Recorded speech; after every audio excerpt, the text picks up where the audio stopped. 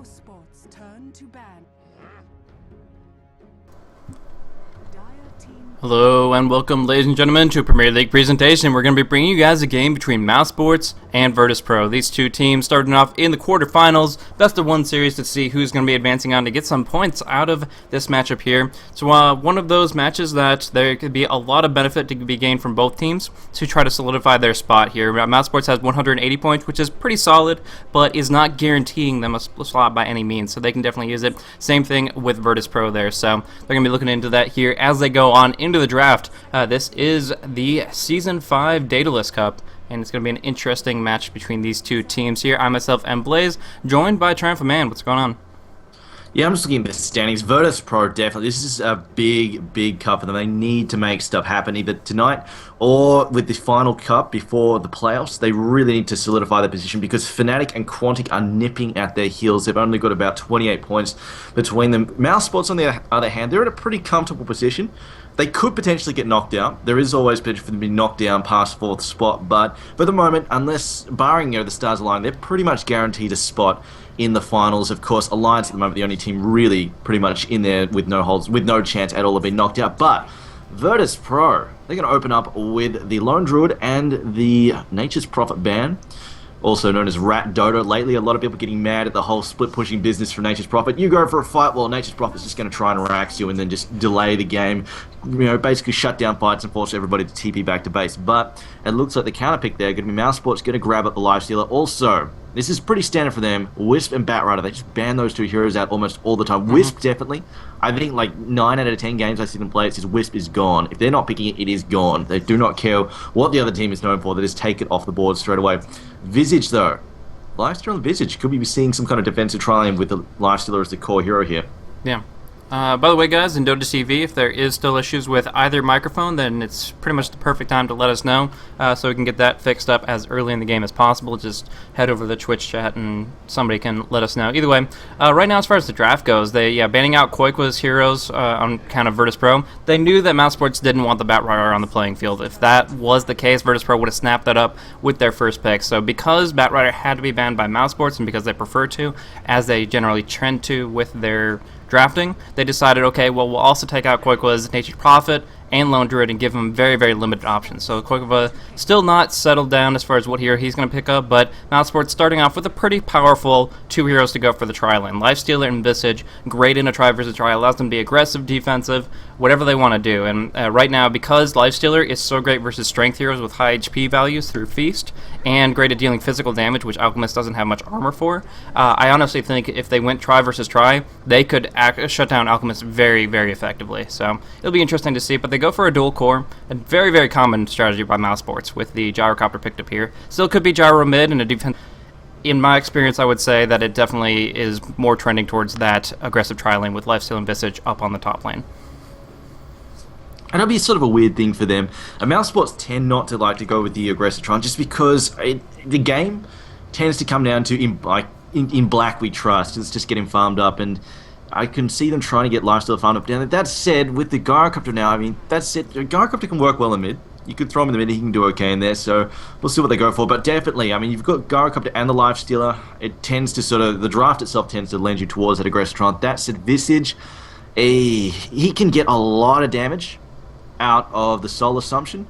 That said, they will need some kind of setup. Grave Chill is nice, but they won't be able to set up early with that, and of course you don't really get tons of levels in the offensive tri-lane, so they will be looking for a 30. I think anybody who could really set up a good stun and a good amount of damage. Visage, Rubik would be nice, but then they kind of like the damage because Lifesteal doesn't have tons of burst. Visage needs a little bit of time to get rolling, and Rubik tends to not have a whole lot of burst damage early on either, so we'll see what they go with. I do like the fact that they banned out the Naga Siren, because Virtus.Pro would have likely picked that up. They can throw the Alchemist Spin, then have Naga Siren just farm away, and they do tend to favour that hero. She is indeed very powerful still, despite all the nerfs that were given to her. Riptide, the Riptide buff was a huge deal. In fact, we've even seen Naga Siren go mid and just hold down the fort in mid, and can be very difficult in the late game as well. She's one of those heroes you can sort of get a bit of early farm on, and then just use her ult to set up fights, use her spells very effectively, and then when the late game rolls around, she gets enough items, she becomes very relevant still. But Virtus.Pro, they're going to pick up a Clockwork for some initiation. Now the question is whether or not it's going to be a mid or an off-lane Clockwork, Blaze.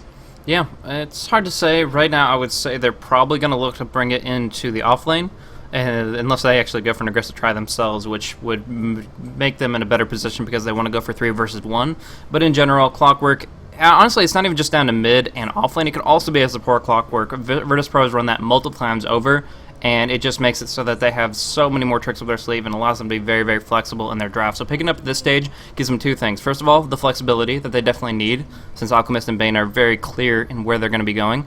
But on top of that, they get some very much needed initiation. That's what Mouse Sports was really banning against there, taking out the Darkseer, taking out the Naga Siren. You get out away from the Song of Siren, you get away from the Vacuum. Those are 2 very, very key initiation setup tools that Mouse Sports didn't want them to have. So they start off, pick up their initiation early, and then round out their lineup with a really, really good support. So Chen is going to be active early, ganking and pushing.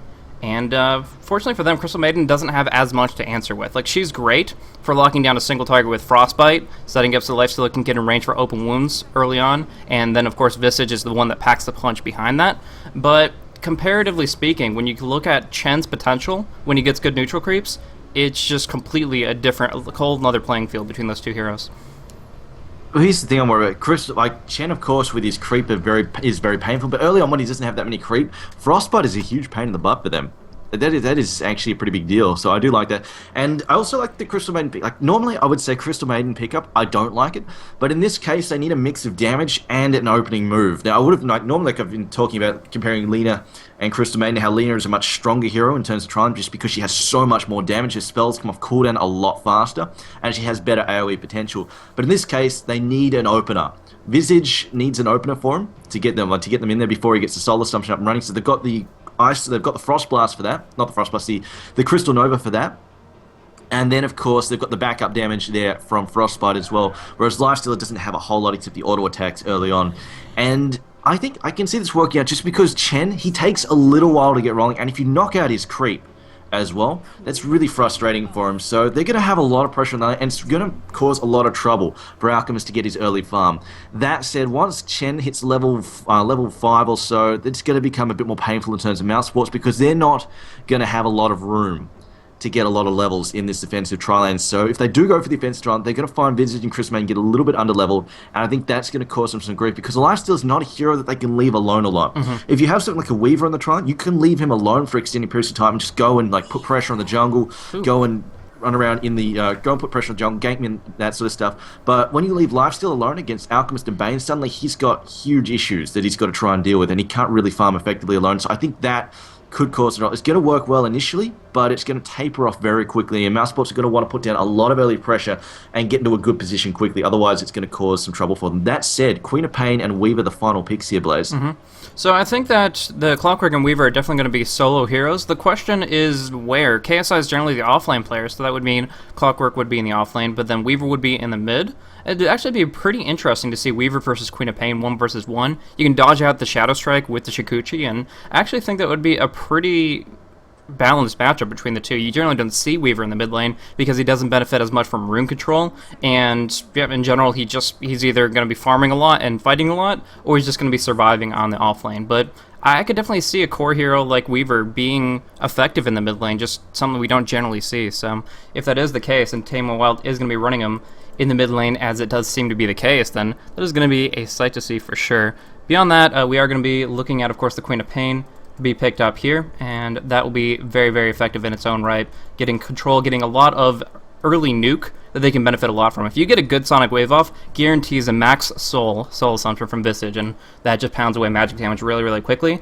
And Virtus.Pro only, I mean, they could go for the pipe on the Clock and the mech on the Chen, and that would allow them to survive it in the mid game, but it does take a while to build those items up, and before that time period, it's really going to be a huge, huge burst potential for Mouse Sports.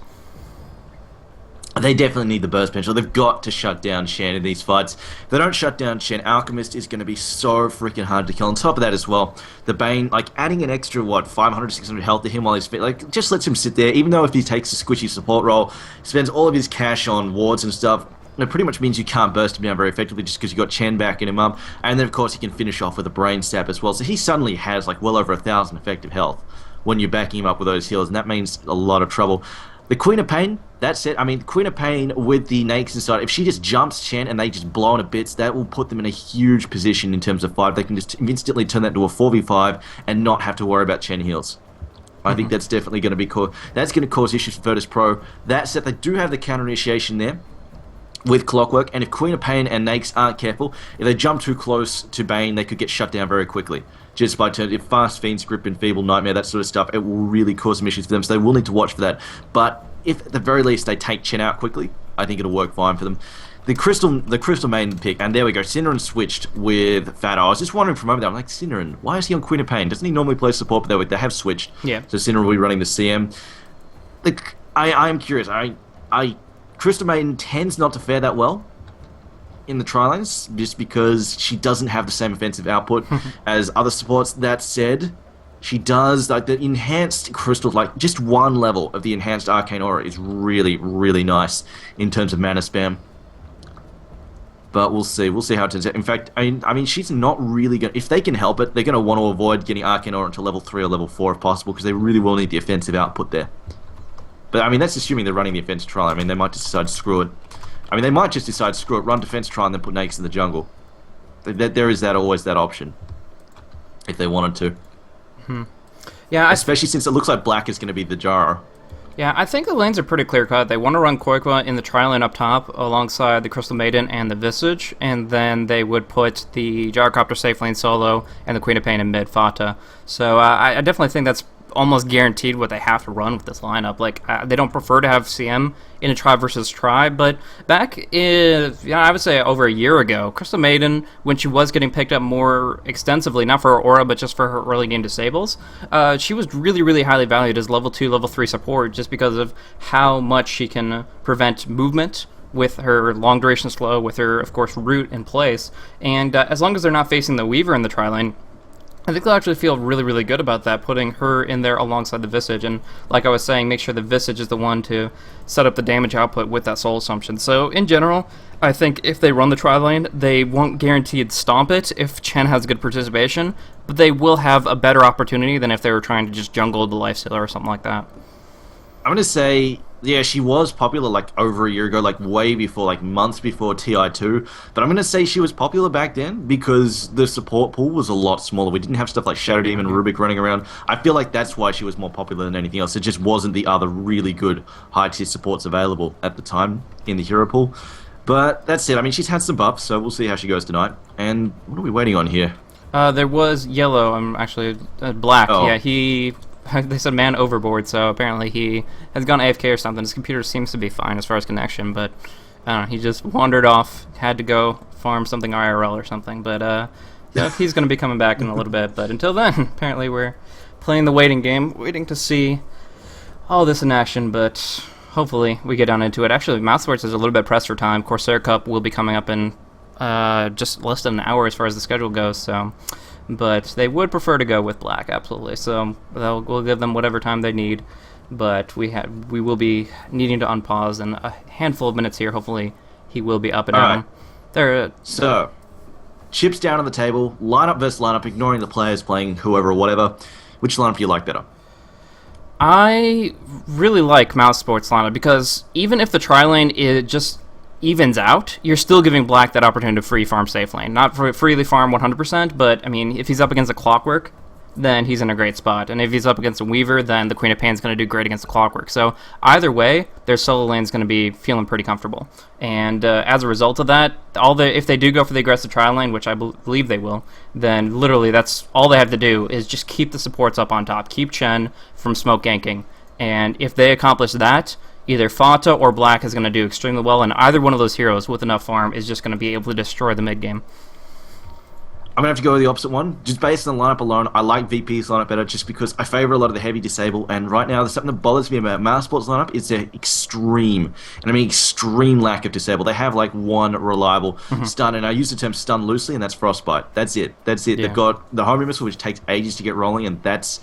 I suppose they do have the birds from Visage, but you know they're not the best of stuns. Whereas you've got Fiend's Grip, you've got Alch Stun, you've got the Hook Initiation, Cogs. It's really, really tough to deal with. And if Alchemist gets the fast Shadow Blade, I feel like they can just run right and rip Mouse's lineup apart. And with the early Chen as well, I feel like, I mean, they have the option to siege early. Yeah. You'll have the Chen creep, you'll have the heals, they'll be very difficult to shut down. But of course, it's going to, all eyes on this tri-lane. If this tri-lane crushes, wait a minute. Black's mid.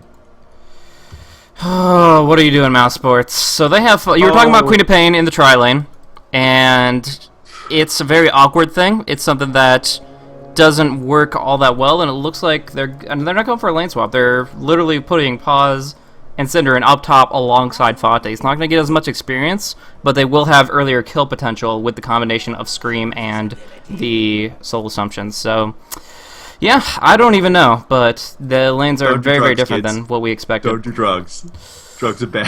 Hey, you know, I saw last week a Quantic Pugna just completely take the game away by being the primary farmer. So there's a good possibility that we could see some surprises coming out of this one with some really good creep blocking to start things off. But I would say defensive Tron, yeah, I don't mind Queen of Pain, but the biggest issue is level dependency. This is not where you get experience. Like, offensive Tron is one of the fastest ways to wind up under-leveled, and Queen of Pain, she needs those levels so bad. She's not really farm dependent. She needs the early levels to put pressure on the game, and if she doesn't get them, that really does bother me a lot. So we'll see what happens here. In fact, she hasn't even. In fact, she's opened up with stats as a first. Oh wait, no. She's just got a lot of stats from her item set, but she's waiting on her skill to see if she wants to be able to blink in to do more damage that way or get the slow off. A lot of different options to try to get some lockdown. The big thing here is not let Alchemist farm at all. They're pretty much looking in the mindset of saying, what if Black was on that Alchemist? What would he be doing? He would want every creep he could possibly get, maxing out Grievel's Greed, and they don't want to play against that kind of Alchemist. A stunning, nuking Alchemist, sure, they can deal with it, and that's what they're forcing by keeping the Queen of Pain up here, because she does add in that extra slow. Along with that, they do also set themselves up so that they get a 1 versus 1 matchup, strength versus strength. They get Lifestealer versus a Clockwork, up close and personal, and if played correctly, that'll just completely guarantee them the safe lane there. Not so sure about Gyrocopter versus Weaver. Black versus TMW is a matchup you don't get to see very often player versus player, but it will be interesting to see as well. I don't know. I've seen Lifesteal. I think he may have, like, the only reason he's going well at the moment is because he opened with Cogs first. Like, Clockwork was, I don't think Clockwork was expecting to play off the Lifesteal. If he'd waited, the Battery Assault earlier is going to cause a lot of troubles because the low-level Rage doesn't last long enough to live through that Battery Assault, and I think that's going to cause a lot of grief for him, especially once he starts getting level 2, level 3 at that. That said, in the mid lane, though, Weaver not going to have the easiest time against the Gyrocopter. You can't really dive in against him early just because he opens up with flak cannon, not the flak cannon, he opens up with the rocket barrage in your face, and that causes a ton of pain. Top lane though, I'm just looking at the farm right now, Queen of Pain 11 and 3. I mean, if anything, this is going to cause, this is not so much, I'm not so much blaming the Queen of Pain up here causing the issues, it's more the fact it's a 2v3. I mean, you could have Lifestealer up here and you still have a lot of grief in terms of trying to get farm in, because you have to always get zoned by the open wounds. The fact is, it's going to be a 2v3 because they're waiting on Chen to get some decent creep to cause some pressure over them. Right now, he's only found the Troll Warlords, which are nice, but in this case, they need damage, because they don't have that much early damage out of the Bane and the low-level Alchemist. In fact, this is one thing, though, that this trial is going to do. It's forcing him away from a greed build. He's opening with 1 in Acid Spray and 2 in the Concoction, so he's planning to fight. The downside, of course, if he does decide to fight and Chen comes out level 3, level 4, that's probably going to favor his lane. Yeah. So, we'll see. Yeah, absolutely. I mean, the fact that is he's not going to be able to put a single point in greed for a very long time. So that's going to be... No, I mean, they've worked back and forth. Actually, yeah, there is the ace gank, so yeah, that is going to be first blood. You're absolutely right there. I saw KSI doing a little bit of harassment with Cogs. He's actually ranked that up to rank 2 to get some extra drain on health and mana. He didn't have mana for Rage there, so that was pretty interesting. Alchemist coming on through. Won't be able to finish off Visage, though, and is now in actually a pretty rough spot. Luckily, there is no Shadow Strike available, so he's going to be able to walk away. But still not getting the damage he needs to finish off the Visage with his stun and acid spray. But yeah, down on bottom, there was no rage available for the Lifestealer, so with that Shikuchi down on bottom, there wasn't much he could do. Now, Black in a rough spot, of course, does have the Rocket Barrage, so Team W can't get too close, but as long as he manipulates that Geminate the way he's been doing, he's going to get the favorable trade. So getting the kill down on bottom, or at least setting up, yeah, he did get the first blood, and then meanwhile in mid lane, he just goes over and starts controlling the lane there as well. So Team W in a great position to control the pace of this game moving on into the first 20 minutes. Yeah, he can't really slow down Black that much, but of course he's much better at rune control than the Gyrocopter is, so it's going to give him allow him to put a lot of pressure. I mean, to be honest, they probably didn't even need the Weaver that badly to take out Koikova, because I'm pretty sure KSI was going to get him, because Koikova's been playing really aggressive like this, charging in, and he's been allowing KSI to trap him inside the cogs a lot. KSI's actually not been angling for the trap, he's actually been going for the push more than anything else, but I think if you trap him in there with the battery assault, it's going to cause a lot of grief. But here we go, they're going to go for another gank here. Can they manage to land it though? He's on level 5, not going to get a hook in there, because it's not leveled yet, so he's not going to manage to do it. I think he came in a little bit too quickly. Probably should have wrapped around instead and come in from behind and just let KSI open up. But now the top lane, though, there we go. See, this is what I mean about the Frostbite against Chen's creep. This is going to be, I think, their saving grace. The fact that Chen can't get close to his creep. But there we go. Concoction now. Pass in a bit of trouble here. Queen of Pain, though, throwing down the slope. But they will pick down the Visage. Probably going to lose Arsart at the same time. Nightmares himself to go for the save. Can he get out of here alive? The Shadow Strike doing a fair amount of damage. And he will get finished off here more than likely. Queen of Pain being forced to TP out, though, as Tame My Wild shows up as well. Chen, though, taking a fair bit of damage. Here comes a Concoction. Can he find a target? No, he's going to stun himself. But that said, I mean, they pick up a kill. Both sides managed to pick up a kill. Team W going deep again. It does get Frostbitten under tower. There's going to be the Scream and the Strike. This should be enough to finish him off. He has no more Shikuchis. Has to use the Magic Stick. Could go for one more Shikuchi, trying to finish off Syndrome with a right click. He does Magic Stick up, pops off the Nova. Team W going to have to head for the hills, but will be able to regenerate as soon as the Shadow Strike expires. So forces Syndrome back with no cost to him. Wow, that was really unnecessary. I'm not sure why he risked that. There was no reason to go that deep with. I mean, if he had time lapse, sure, go nuts, because of course he gets time lapse away. But he's level 5. Maybe he was hoping that one more creep was going to die and he was going to pick it up mid-thing, but now he goes for the kill here on Fata. Fata taking a big concoction there. Can he finish him off? He can dive for this if he wants. There's no stuns available. Time lapse is there to get his health back. Decides not to continue in, though. I think he's worried about a soul assumption, and that was the correct choice. There we go. Grave Chill. One more attack. It will finish him off, and there's a kill yet again for Tame My Wild. He's playing very ballsy, very aggressive. Might walk into black here, though. That says Shikuchi off cooldown again. Time lapse down low, but he has got the bottle charges to heal up. Tame My Wild, though, putting a lot of pressure on in this game. Meanwhile, bottom lane, 31-10 for Koikovar at the most. He cops yet another Cogs, walks straight in there. 24-2, though. Ooh, bad spot for Koikova. He does pop off Magic Stick, goes for the Infest, will be able to force KSI back. He was actually going to get a great position on Koikova, but he's been saving Magic Stick charges, so not too much threat to him. And now he has the Orb of Venom as well as Phase Boost, which really allows him to play the lane more like a lone druid. And we do see KSI in a terrible spot. Will have to probably use his ultimate to escape here. It's just taking so much damage, but is trying to walk away as best he can. No, Koikova head on his heels is going to be able to bait him on into it. Gets the stun off. Here comes TMW chasing him down. And with Koikova's low life and without Infest available, TMW will take this kill away. Beautiful bait from KSI, sets it up so that TMW can go on a killing spree here. He has just been all over the map. He's been farming mid, going toe-to-toe with Black. He's been ganking top over and over. He got the first blood down at bottom and now a second kill on the Nakes. So my goodness, this guy has just been showing how aggressive Weaver can be. I thought it was just going to be casually farming the lane away, just chilling out, not really accomplishing too much aggressively, but just playing a completely different style of Weaver than we're used to, and really, really accomplishing wonders with it. So now setting it up so that Chen can take another kill down at bottom. They can transition this to a 4-man push. Yeah, I mean, it was just literally just a nightmare on Queen of Pain. In fact, she's level 5. And this is the big issue. She's level 5 at nearly 8 minutes in. There's not much you can do about it. There we go. Flat can come in. Finally, Black's decided, you know what, I should probably help. I should do something about it. And this is my issue with putting Black mid. So, I mean, he's not the kind of player who likes to rotate, who likes to cause trouble, who likes to get aggressive. He wants to sit down and farm. That's what Black does. He just wants, although he might actually take a free kill here. Oh dear. Oh dear, NS. As he goes in, rocket barrage away. Easy kill there. Was probably a little bit too greedy there, sitting in the enemy jungle on like 200 health, trying to farm it. They did not have ward coverage on the bottom room, so they did not know about the invisibility. That was a major factor in that, as they didn't know the gyro could have been invis. But yeah, beyond that, Black does make his rotation, picks up a kill, farms a lot of creeps down on bottom, and in general thwarts what otherwise would have been a guaranteed tier 1 tower kill. So that transition, although he may be reluctant to do so, was very, very important for them to actually put themselves back on the board. I mean, they are now back to 3 for 5 as far as kills go, and we look at the goal graph, and Mouse Sports are actually very far in favor, and that comes down to the last hits. 57 for Black, 42 for Koikova. I want to point out that they've rotated Koikova to tri-lane now. This is a 9-minute rotation for your tri-lane. Sorry? Like, Koikova is now the primary hero on the tri-lane. They've moved Queen of Pain to mid. I feel like this is what it should have been in the beginning. That's kind of my thoughts as well. I mean, I can see Queen of Pain adding something, but right now we're going to see right here that they can do a ton of damage to Alchemist, and if he rages at a good time, he doesn't have to worry about the stun, because they didn't want him to make sure that it would hit on target. Unfortunately, KSI's ultimate will not connect, still going to do a lot of damage with Battery Assault, and bring down Cinder in. So with the Hand of God, keeping Alchemist up, they are actually able to walk away from that and pick off a kill on the support. TMW with the haste rune wants to go aggressive, but knows he doesn't have enough mana for that time lapse.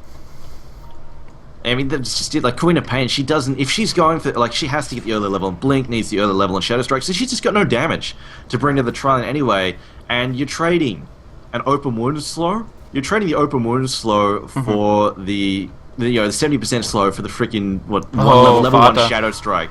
Jumping close. into a very Not bad good at all. position here. God Nightmare. There comes that stun from the Alchemist. Enough to burn him down immediately. Test of Fate to finish it off. Koikova going to go for the Infest inside the Chen Creep here. Bursting on out. Doing a lot of damage, but I don't know if he can get a kill. Pops off the open wounds only to run the other direction. So Turnstile is going to be able to survive, but meanwhile, Clockwork is going to find a very nice pickoff on Black. KSI didn't even have his ultimate, just walked right up to him. Got him in the cogs, got him in the battery assault, and brought him down. Oh, they had a double down. Oh, actually, no, Weaver didn't pop the double damage. Interesting. He's still got a bottle there. So, yeah, no, they didn't go for that. But, yeah, Lifestealer now, he's got his phase boots, looking for his early item as well. But, oh, hang on, wait a minute. Minimize there. But, yeah, Lifestealer, I mean, he's got 600 gold. Like, he's not really, like, this is the bottom lane. It's sort of, it went decently for him, but at the same time, he didn't get the early kills, didn't get the early gold in from there as well, so he hasn't really managed to start working his way towards down lane. And he even picked up the early Orb of Venom as well for harassment, so we'll see how it goes from now. But he definitely, right now, if Mouse Sports really want to get back into swinging things here, they need Queen of Pain to get levels up and running, to start putting pressure on the map, and they also need Koikova to pick up that amulet, so he's got a lot of damage. And then if they can start Infest bombing around the map, I think that'll really give them the potential to get rolling once again. As you see, Weaver pop the double damage, and now Fatta is probably going to, oh no, they come in here with Crystal Man, hoping to catch him out there, but decides not to dive, spotting the CM. It was a little bit too obvious there for him. Yeah, Gemini plus double damage is just an insane amount of damage. I mean, that was allowing him to drop down half of the HP of his target in a matter of a second. It's just really, really insane if he can get those Geminites off, and he's actually been maxing it so that he can just play more skirmishy and just continuously spam out those Geminites over and over and over. So every 2.5 seconds, he tries to go for an auto attack and just Shikuchi in between those. But yeah, in general, the laning, as we were talking about, I definitely agree with you that Koikova could have benefited a lot from going the top lane to continually put that pressure out, and most importantly, get Fada the levels. As we see the levels now, the Queen of Pain is actually behind all their other cores, sitting at only level 7, and that's not exactly where she wants to be in a level 8-9 game. So, in general, oh, actually, Visage taking a lot of damage up on top. Team W should be able to finish him off here with that Shikuchi. Koikova not able to do anything about it, unfortunately. But, yeah, as I was kind of saying, the thing with the Queen of Pain going up on the top lane, I think it really wasn't particularly for the benefit of Fada. It was more so for the other two carries. It was for Black and for Koikova to have a solo lane, to get that solo experience. That gave them a lot more potential to do things like this down on bottom. Of course, it is a 3-man gank, shutting down the Alchemist. Trading it for a tier 1, how do you feel about that? Black would have got the levels anyway. He would have been solo safe lane. And I mean, Black, Gyrocopter versus Clockwork, I mean, he would have got all the levels of the farm he wanted possibly. But anyway, taking that aside, right now, Tamar Wild in the mid lane, being chased away there. Open wounds there from the lifesteal, forcing him to back the hell out. And Haster in there on Fatter as well. They're going to try and cause trouble. KSI, though, just going to teleport out. He will get away. But Blaze, right now, I feel like right now, the Ballers and Virtus.Pro's court, they've got the advantage here. They've got 4k in lead in the experience almost. And that said, the gold is pretty close, so we've got to keep that in mind. The fact is, the Alchemist has fallen very, very far behind him. Without Greed as well, he's a long way behind. So if anything, he has fallen behind. But I feel like they could have achieved that with the Lifestealer regardless. And Fatter would be in a much stronger position. But I still think that Virtus.Pro are in a strong position just because Queen of Pain, she's a little bit because she's been behind, she doesn't want to dive in. She feels a little bit too squishy to just pick up nakes and jump into the middle of a fight. Because sure, they might get Chen, but there's a good chance they'll lose both heroes in return at this point in time. There's a lot of counter stun, especially, I mean, they jump in and then Clockwork jumps in past them and cuts them off. They're going to get torn to pieces while the teammates try to navigate around cogs. Yeah. It's definitely interesting. We do see actually Fada going to TP at top lane. Only has a rank 1 blink, but is going to try to go for an X bomb.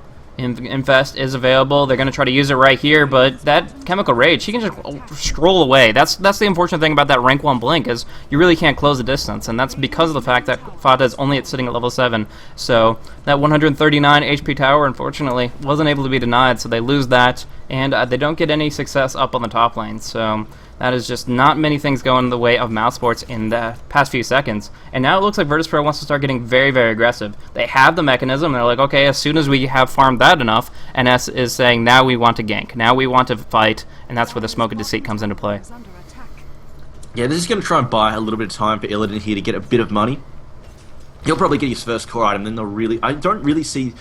I think Virtus.Pro, they'll try and take the tier 1s at this point in time, but we won't see them put a lot of pressure on the tier 2s and the tier 3s until Illidan has his core item. Maybe they'll wait till about the 25-minute mark. They wait till about the 25-minute mark, I think they should be good, just because Queen of Pain has not really done all that well in farm, so they've got a lot of time. They don't need to worry about her getting an early Hex or an early an early Hex or an early Orchid and just causing grief in that situation. Because, I mean, she got an early Hex. I mean, she could jump in Silence Bane and then just blow somebody up. So they'd always have that option open, but it's going to be a little bit of time before she can get that rolling. Also, Lifestealer doesn't have his armlet yet, so they know they've got a bit of time here to work with. Meanwhile, though, Vader now in a bit of trouble. Weaver charging after her, and only level 1 Blink. He should actually be able to run this down. It's got a long cooldown, another 6 seconds, and with a double damage on, she could try and drop the nuke. If she turns around, he could actually get taken out. Decides to time-lapse out. Doesn't like the fact the birds are chasing him with stun. They counter-push him mid, though. They do get the stun in, though, with the hook shot as well, and the Fiend's Grip. Syndrome is going to get blown to pieces. Koikova tries to cause some trouble, but Rage is about to wear off, and he's in some trouble then. Or the Battery Assault now, not going to work as well. Cogs. Or they catch him in the cogs. Very nicely done, and they will pick him off. Soul Assumption comes in. Mech is pop. Hand of God still there as well.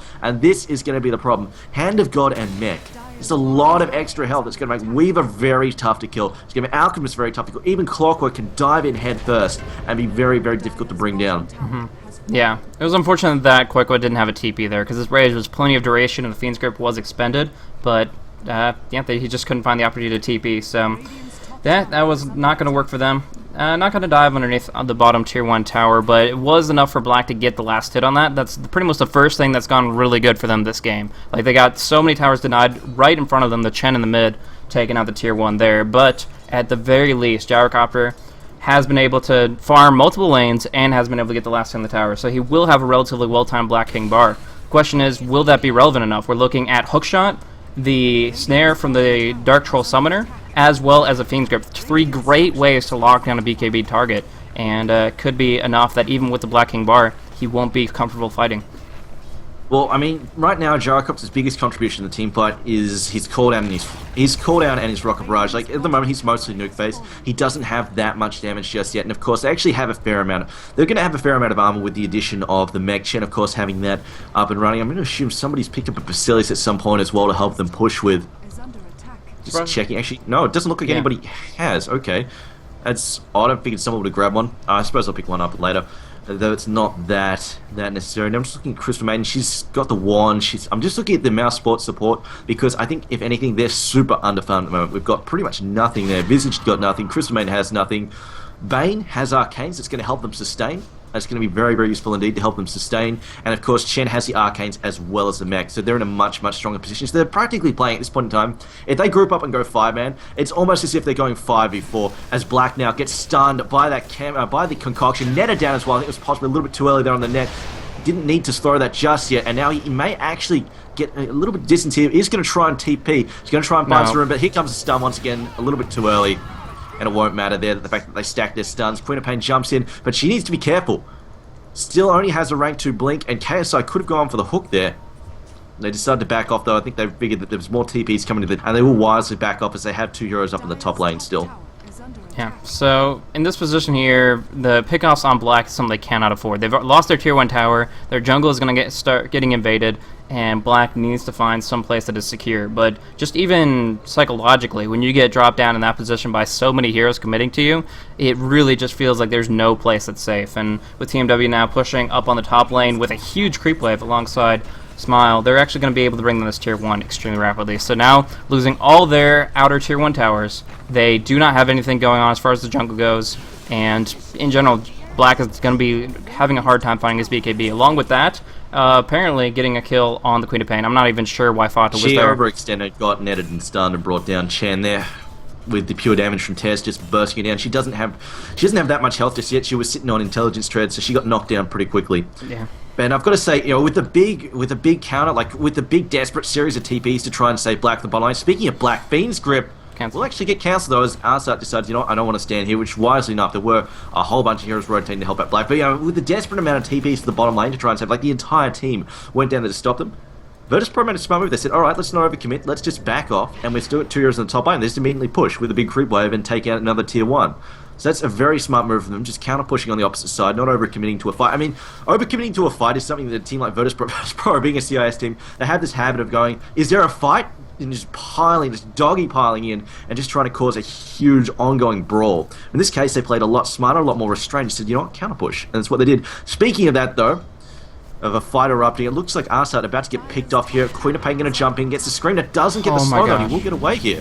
Wow, yeah, I mean, there's a 5-man rotation up on the top lane, and they don't have a tower to bring down. So this is Yeah, I mean, they okay, so they do have the tier 1. So I honestly thought they were even further ahead of that. No, they still have to take down this tier 1. At least they do get that, but committing all these heroes and then not even getting the Bane.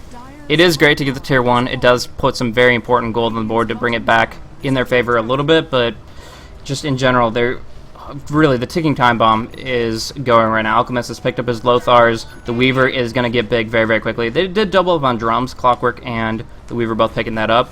But in general, they're just in such a great position. And Gyrocopter and Lysla aren't really going to be able to compete until much, much later, given the current state of farm. I'd say Lifesteal as a hero doesn't need that many items, but in this case, because he's up against the Bane, that's the issue here for him. Is they're going to TP down here to try and defend this tower. Not overcommitting this time, just keeping a little bit of pressure, like defending mid and also putting the pressure on top at the same time. KSI with the double damage room there, they wouldn't need to be careful about him if he chose to jump somebody up there. Of course, it is only Crystal Main up there alone. Not generally where you want a Crystal Main all by herself. But now, bottom line, this tower has fallen very, it's tier 2, and look at this Weaver with the Invis rune, scouting out, just lurking, waiting for an ambush, and there we go, the Lothars on the Alchemist. This will be some pain. It's charging right now. Queen of Pain. This is going to hurt. Fatter about to get slammed by this. Doesn't blink in time. Will get hammered there and cleaned up by the pure damage from Chen. Actually, no, Weaver getting the final hit in there. Test of Faith was expended though. And this tier 2 should fall in just a second. I mean, the concoction being complete BS as it is, will chase. Like, Queen of Pain can't disjoin it. So, I mean, even if she blinked over to here, she would have still got cleaned up by the stun, and Weaver would have quite happily dived in after that and cleaned her up afterwards. KSI now lurking as well, looking for an angle to hook in. They could try and set up something from there as well. Of course, Concoction off cooldown once again, and with the Lothars, huge mobility for the Alchemist now. Yeah, and so he can get in wherever he wants to, and by manipulating Invis as they had and setting it up, there's really no way Fata could have seen that coming. And so he's not really to blame for that death, but at the same time, it's just really, really good coordination by Virtus.Pro, taking the tools that the game has given them in Invis Rune and making it so, okay, now we have line of sight on Fata. We can go in, and a quick Lothars easily sets up a kill. And although they have had some decent wards for some time, all it's going to let them know is, hey, the enemy's doing Roshan, and we can do absolutely nothing about it. So, going to try to move in to approach it, but it's already too late, and they're just going to have to fall back as a result.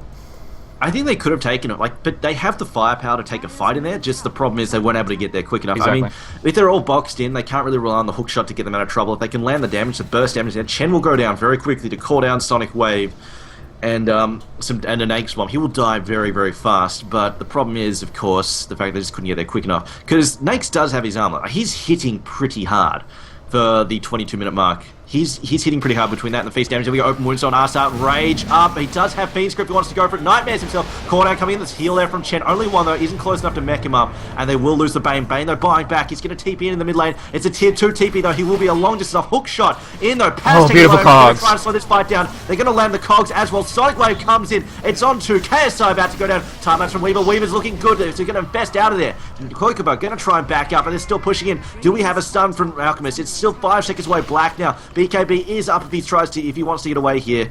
It looks like Black will manage to walk away. They're going to trade 2 for 2 there and a buyback. I think they might actually keep the pressure up here. They might actually try to keep pushing down, and it looks like Fatter pushes forward. And this isn't so much to farm, this is to keep the creep wave away from the tower to prevent the push. He's just going to clear that creep wave quickly and then teleport home. Smart move there from Fatter. But I think a bit of a rage buyback there from Arsat. I don't think that was necessary. Like, that was a long... Yeah. Like, the closest point he could port to is here, and he had to run to here. As a Bane, with no mobility, with no blink, I think that was really necessary. I think it goes back to that mentality that you're talking about, where the Russian team Virtus.Pro really just wants to fight out. They have an Aegis on Weaver. He's going to be the most aggressive guy you can possibly imagine. He has time-lapse, he has Aegis, he's ready to rumble, and they really wanted to get a good fight off there, but they couldn't get the angle off to pick off Black early, and so when it got turned around on them, they thought, okay, well, this engagement's going to happen one way or another, and Bane wanted to be a part of it. It was actually a really, really great start from Outsports, the fact that they were able to pick off the Bane by himself, because you cannot Fiend's Grip against that kind of damage pressure. Like, immediately you get killed or you get stunned. Either way, you're not going to be useful for the rest of the fight. So, with that, he didn't expend his Fiend's Grip and allowing him to buy back, but with the tier 1 down, he wasn't able to get into the fight as quickly as possible. Now, one thing I want to highlight on was KSI's amazing cogs. That won't be a pick-off, actually, but, doing some damage. Desolator is going to hit Koikova really, really hard, actually. He's going to probably fall back to base, while Cinderin gets picked off by a hookshot from KSI. Throws out a little bit of spell casting back and forth, but he, of course, will bite the dust. KSI, though, really just playing extremely well. The cog placement in this choke point here, trapped out Cinder inside the cogs, pushed back the Visage towards the team. He did, unfortunately, sacrifice himself because of the overwhelming damage coming in from Black. Just AoE kind of damage control in general. They did a really good job of that along with the Sonic Wave. So they benefited from the funnel quite a bit themselves. But the positioning in general allowed Virtus.Pro to kind of catch them out of position really well. Probably will see a fight here with Fata having the Nyx infested. Yeah, I mean, as we see, no, it's not going to hit him. He goes in mids. But I've got to say, with the bugs as well as the Desolator, I mean, he can reliably get targets like Nyx down to like -5 armor. That is really painful. With Geminate, he's doing like, what, 300 damage with the Geminate attack? With between the Geminate and his regular attack? That's a lot of freaking damage to be taking. Especially considering you won't be reducing that at all. That is really painful in the Nyx. Less so for the Gyrocopter. Like, obviously the minus armor is still going to hurt. It's not going to quite... Actually, it is. Wow, holy crap. He is going to get very low if he starts getting targeted by the bugs as well. That does worry me quite a bit, the amount of negative armor. If somebody picks up... If Alchemist decides to pick up a Medallion of Courage, I mean, you're going to see them burst down targets so quickly. And especially with the acid spray in there as well. This does worry me quite a lot for the team. On the other hand, though, they do have a lot of burst potential. I mean, this is what they've still got. I mean, they've always got to worry about this. Queen of Pain is actually picking up a few levels now. Now that she's got a few levels, they can actually burst now because they don't have the pipe. The fact that they're stacking drums isn't a bad thing, but I almost feel like Clockwork should have just gone, you know what? Let me just either just go straight for my Aghanim's or let me pick up a pipe somewhere along the way. Because if they have a pipe with the mech, the Chan, like, they are so freaking hard to kill. They've got pipe, they've got mech, they've got BKBs. They're going to be very hard to get rid of, like almost impossible. I mean, to the point where Bane can literally just walk into a fight and Beans grip someone, and if they don't have a stun up, he'll just laugh it off and just sit there Beans gripping them all day long. Yeah. Samuel Wild playing with such... just playing with fire, absolutely. I mean, like, he's been all over the place, and he was actually in a very desperate position down at bottom, and drops down to, I'd say, like 50 HP. Had a maxed out Soul Assumption heading his way and just barely disjoints it with Shikuchi after getting out of range of a Sentry Ward. Like, this guy isn't... I can understand why his username was crazy previous to this one. I mean, this is just this guy all over the place. But his Aegis will only last 55 more seconds, and he knows it. He's just kind of trying to make the most of it while he can, play very aggressive, and it's been able to force a lot of pressure on Mouse Sports. But it really comes down to the 5v5 right now. As you're mentioning, the pipe is an item that they could really use against Mouse Sports right now, but Clockwork has opted for looks like Aghanim's plus drums, so we'll see. Either way, there's going to be the blink, the slow, there's the infest going out on KSI. It's immediately popping off the cogs, which allows them to go in the north on the Alchemist here. He stuns out Cinderin, trying to burst him down, but the Hand of God keeps him up and kicking. He's actually going to be able to juke on through the trees. Tamai Wild is trying to expend that Aegis quickly. He is now on the ground, coming back up in just a few seconds here, but this teamfight has been broken apart very quickly. TMW going to go in deep, but he doesn't have his ultimate. He's going to have to fall back or just get dropped down. The Sentry Ward's still here. He gets right-clicked down. Now we do see Fata forced back on the high ground by the Cogs, but they just took that fight away. They took down the Alchemist, they took down the Weaver, two very key heroes, and even the Aegis, which they didn't necessarily have to because it was expiring. I think a mistake that Virtus.Pro made. Right now, they're not really respecting the Gyrocopter. If anything's going right for Mouseport, it's the fact that Black is finding his farm. He's actually becoming a credible threat now with Flak Cannon. He flaked the absolute crap out of Virtus.Pro in that fight, and he's swinging for nearly 200 damage a hit. So at this point in time, he is actually a very credible threat. And with BKB up, like, they really need to get the Fiend script down on him to shut him down. That they did not. And I think if they do that, or at least enfeeble the crap out of him, that will be a big deal. Because we saw how fast Clockwork and Alchemist just went down. They went down, how fast Alchemist went down in that fight. Even with the BKB, he dropped really quick because he was getting hit by both. He doesn't have that much armor. He's got 14. It's nice, but, you know, you can go higher. And the fact that he was being targeted by, well, not necessarily targeted, but he was being hit by Flak Cannon and being targeted by Lifestealer, there was just no real hope for him there, getting slammed on by those two heroes. So they do need to make sure they take one of those, either Lifestealer or the Gyrocopter out of the fight quickly, because otherwise they're going to focus fight on Alchemist, and if Alchemist goes down at Virtus.Pro, they will need to back up more than likely, because he is a lot of their damage, and he's basically the person keeping the focus of heroes like Bane. I really think they need to stop focusing heroes unless they can instantly pretty much instantly blow Crystal Maiden apart. I think they need to leave her alone. She's not really bringing that much to the fight at this point in time. Yeah. That was, yeah, the fact that she survived through that was actually a really, really big deal, because they just put so much into her and they couldn't keep her up. And it's kind of surprising because she is so squishy, but because she's a non-factor and she hasn't ranked up Freezing Field, I absolutely agree with you. Putting more emphasis on the core heroes would really change it. Now, we do see up on top, they're going to try to bring out an Alchemist with this Basher intact. They might be able to do it here. Yeah, he's going to try to go for a suicide. Hand to God, Mech keeps him up, and they do turn around with a Fiend's Grip, but he does throw out the stun to bring down Quakewa. They actually get a mega kill streak on Chen, of all things. Vata going to have to blink and hide for about 35 seconds before he can TP safely to the tier 2. So, or actually, he might not even be there by the time he gets back into the fight. I can't even blame Mouse Sports for that. That was a really good opportunity for them to pick off the Alchemist. There was no way they could have known that Chen was that close with that much back. Chen and the Bane were so damn close. They didn't have vision up there, and they were, they're still on their side of the map. I think it was a perfectly fine engagement. They just got unlucky. They couldn't tell that they were there and got picked off in the end. But they will go for this push in. Probably going to lose to tier 3 here, although actually, we do have 15 seconds of lifesteal. Glyph is being popped now. They might be able to buy just enough time. That's Queen of Pain needs to go back and refuel. She needs mana. She needs to get that big nuke in. They are going to lose their birds. They're giving away a fair bit of cash. Probably going to lose to tier 3, but I think they should be able to hang on to the racks, which is going to be the main thing here. Mech gets popped. Black Cannon causes some damage, but I think they may need to back out. Hit Tamed by Wild. Gets frostbitten and cleaned up. Yeah. Just burst him too hard. He doesn't have the durability to deal with it right now, and yeah, nobody's really helping him in that regard, especially when Hand of God and Mech had been already popped off there. So now they're going to go and try to be aggressive on KSI. Slows him on down, but he can easily ulti away here. He's going to have to. KSI hooks over to the Bane, and they're going to be able to walk away from this, as I don't think Vata wants to go in this deep. I might be wrong, though.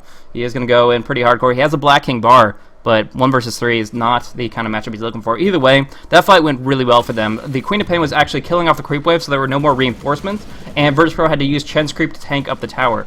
Now they jumped on in that. They were able to get a beautiful frostbite off on Weaver, and the reaction wasn't quick enough. The time-lapse was being selected just as he was being dropped down, so just too much burst. Did not expect it, and they're going to pay for it with their tier 2.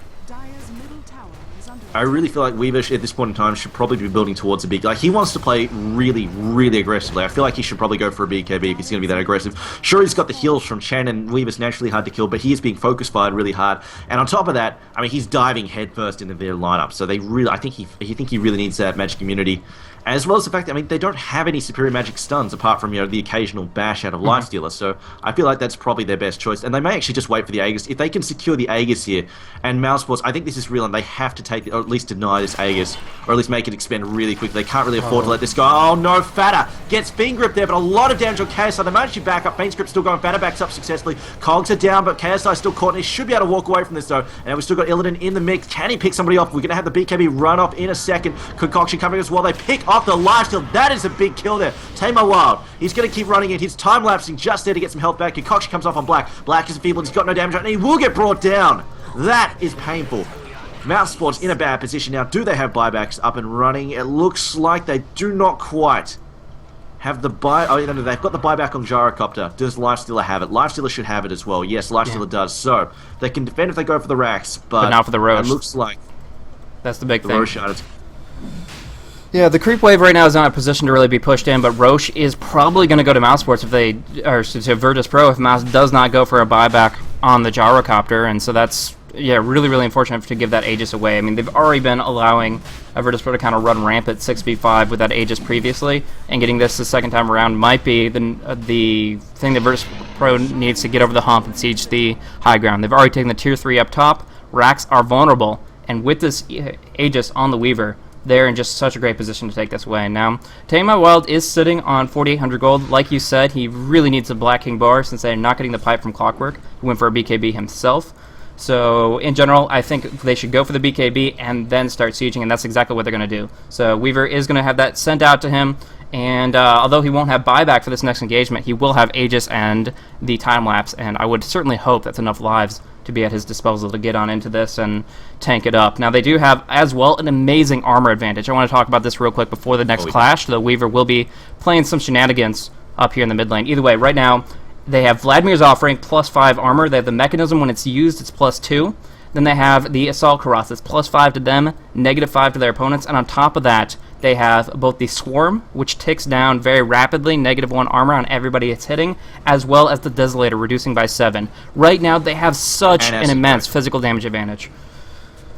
don't forget Asterbray. There's another -6 Yeah. on top of that. I mean, you'll be looking at like -10, -15 armor for heroes like the Lifesteal. That is huge. He's even with Rage and Feast Up, he's not going to be able to do a stand-up fight against Alchemist. Alchemist will just tear him to shreds. Same for Weaver. He'll just shred him with auto attacks. He'll be able to stand there and take damage, and BKB being popped. Now they're going to dive in there. Glyph is down too. Stuns get thrown out. Black is getting a torn to shreds. So there's that negative armor just going right through the BKB, tearing him to bits, and it looks like they are going to keep pressing in. Top racks is down. They get the top racks down. The counter attack, the buybacks are up, but it's only Black back up. That's a 3v5 still. Like, Chen is up. He hasn't even popped mech. And on top of that, we should also mention with the Vladimir's offering, now Alchemist even has some lifesteal of his own in there as well. And they're going to sweep the mid-rack as well. This is looking for a very strong position for Virtus.Pro. And the Glyph still down. GG is called. I think it was just pretty much it. That was another melee racks coming out. And Blaze, 35 minutes in. Mousesports falling to Virtus.Pro. Wow, that was the cleanest fight I've seen in a long time. Virtus.Pro just walking in and risking absolutely nothing with every single move. Jumping in, they had the Hand of God and mech at their backs. They BKB'd at the perfect time. Stuns and nukes coming in. Screw that. Immediately pop Black King Bar. They have so much tank durability. They can mitigate so much physical damage that as soon as these heroes pop off their BKBs, they can run in and just completely ignore whatever is flying in their direction. Instead, they just cleaned it up so very nicely. They started off, they got the kill early, and then amazingly, they followed up with a triple kill on the Weaver based on KSI getting another double cog. And just setting it up so they could bring down these supports early, they can just take the fight away. And like you said, there was only one major buyback available, and that made it so that one Virtus.Pro killed those heroes. There was no coming back from that. Mousesports have to tap out. It's been a very rough game for them. Like I said at the beginning, I thought that their lineup had a lot of potential, but you have to question the decision-making of putting Fata up on that top lane. Yeah, I feel like that could have gone so much better for them. Just like Queen of Pain. See, I think the thing that really blew Virtus.Pro's game open was the fact that the Weaver, oddly enough, was making all of the plays. He was putting pressure on the map. He was the first one to rotate, first one to gank, and causing so many issues on the bottom lane as well. Just causing so many issues there for the lifesteal. And the fact that they didn't have, like, Black isn't the kind of player who will do that, and Gyrocopter, he can dish out the damage. He's not the best hero to do it with either. Whereas if they had something like Queen of Pain, their Queen of Pain can get the fast level 8, level 7, and then rotate and obliterate people, especially squishy, low-level groups like, dual lanes and tri lanes, like sort of a semi-tri lane there on the top lane from the Chen as well. I mean, she can go in there, cause some grief, and just blow heroes apart. So I really question, and they could have achieved the pressure on the Alchemist with the lifestealer as well. I just don't really know why they did that. But you know what? Maybe they felt, we're in a good position. We're pretty much locked in here. Like, things are looking pretty good for them in terms of making the playoffs, so they can afford to play some experimental games and say, let's try this Queen of Pain thing, see if it works out. Yeah, I mean, if they do all right in the next cup, they definitely will be having a position in the top 4 for the Premier Cup. They are sitting at a very, very clean 3rd place. But Virtus.Pro, the team that they lost to, is now going to be having a chance to contest that 3rd place position. So if Virtus.Pro does well in this cup, and then another team, one of the lower ones down, anybody in 5th through 8th place, maybe Fnatic, jumps ahead and just gets a huge sum of points, maybe Fnatic takes 1st or 2nd place here, then suddenly Mousesports are a lot less comfortable about their position here. So it was obviously a game that they didn't have to win, but still, the fact that they have lost it now is putting them in a position where they have to be a lot more cautious about how they proceed in the next cup here. But anyways, that is it for this matchup. Virtus.Pro will advance forward. That does mean that they are going to be facing off against was Roxkiss, that took away the first game there. So they're going to be doing that at scheduled for 1800, and that we're going to be seeing that a little bit later. But we're going to go into another match here. Going to see Fnatic versus Kaipi and see how that one plays on out. So very, very convincing win from Virtus.Pro. Mousesports trying something different, but it just didn't pay off. Good game, well played. Going on to the next one in just a few minutes. Thank you guys so much for tuning on in. This is, again, the Premier League Season 5 Daedalus Cup, and we will be bringing you guys so many more games throughout the day. Do you have any more thoughts, Triumph, before we wrap this one up and move on to the next one? No, I'm good. Let's roll on to the next game. Let's try and get this one underway quickly. Sure enough. Thanks, guys. See you in a few minutes.